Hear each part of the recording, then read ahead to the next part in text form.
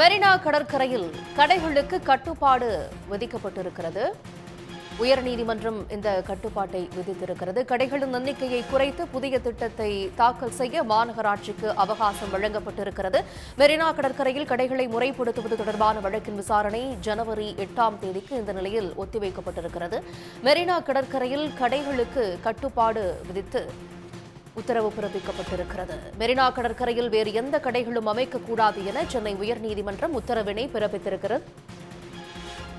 விவரங்களை வழங்க நமது சிறப்பு செய்தியாளர் ரமேஷ்குமார் இணைந்திருக்கிறார். ரமேஷ்குமார், இந்த வழக்கு அடுத்த ஜனவரி 8ஆம் தேதிக்கு ஒத்திவைக்கப்பட்டிருக்கிறது நம்ம பார்க்கிறோம். இந்த வழக்கில் உயர்நீதிமன்றம் பிறப்பித்திருக்கக்கூடிய உத்தரவுகள் தற்போது வரைக்கும் என்ன? அதாவது சென்னை மெரினா கடற்கரையில அந்த கடைகளை முறைப்படுத்துவது தொடர்பான வழக்கினுடைய விசாரணை என்பது நீதிபதிகள் ஆர் சுரேஷ்குமார் மற்றும் ஏடி ஜெகதீஷ் அமர்வுல நடைபெற்று வருகிறது.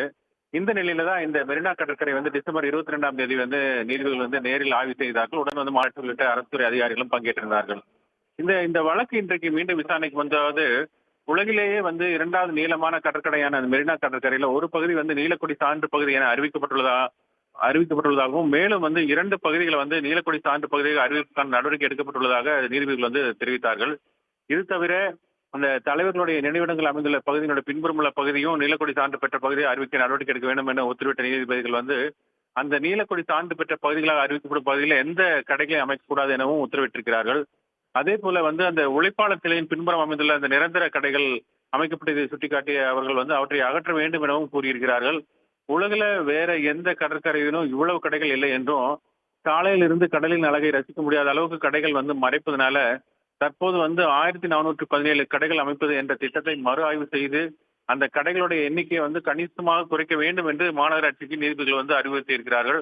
அதே போல நம்ம உணவுப் பொருட்கள், பொம்மை, ஃபேன்சி பொருட்கள் விற்கும் கடைகளுக்கு மட்டும் அனுமதி வழங்க வேண்டும் என்றும் மற்ற கடைகள் எல்லாம் தேவையில்லை என கூறிய நீதிபதிகள் கடற்கரை மக்கள் ரசிக்கத்தானே தவிர ஷாப்பிங் மால்களாக மாற்ற முடியாது எனவும் பொதுமக்கள், சுற்றுலா பயணிகள் கடற்கரையை ரசிக்க கடைகள் இடையூறாக இல்லை என்பதை உறுதி செய்ய வேண்டும் என்றும் மாநகராட்சிக்கு அவர்கள் உத்தரவிட்டிருக்கிறார்கள்.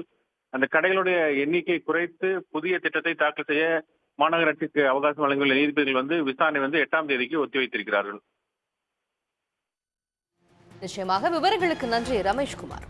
உடனுக்குடன் செய்திகளை தெரிந்து கொள்ள சன் நியூஸ் பெல் ஐகானை கிளிக் பண்ணுங்க.